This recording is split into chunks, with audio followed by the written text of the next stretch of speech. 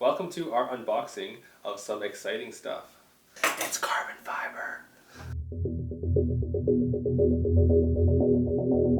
So we're going to be using carbon fiber in order to wind the tube for our tank, and this is going to be what we're going to use to do that. So let's see what it looks like and what's inside.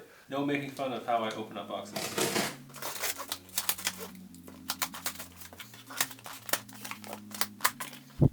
Kind of a lot of packaging for something that's supposed to be the strongest material that we know how to make.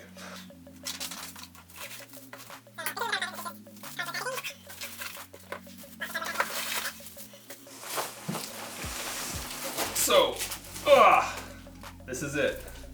So this is basically a roll of the carbon fiber strands themselves. So it's kind of like thread that you put into like a machine or something. It's a little bit thicker than that, but that's essentially what it is. It comes on this drum. We're going to put that into our machine, and then it's going to wind our tube for us. But yeah, it's kind of heavy, but not quite as heavy as it would be if it were like metal or something. So.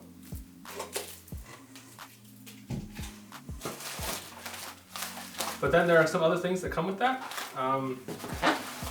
We have some special things here. This is going to be some fluid that we're going to use that's going to go along with the manufacture.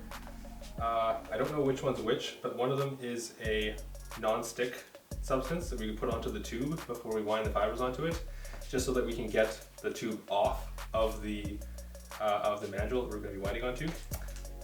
And then we also have a substance called acetone, which we can use in case that we spill something somewhere.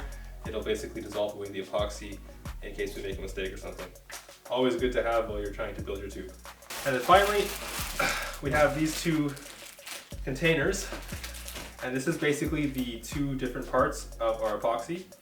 And usually the way this works is you mix the two pieces together, and then that's what makes the epoxy that you put onto the carbon fibers and makes a rigid structure.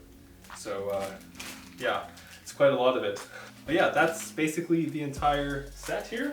So we have one carbon fiber drum, our epoxy, our non-stick stuff, and our acetone for mistakes. Really excited to start winding this tube.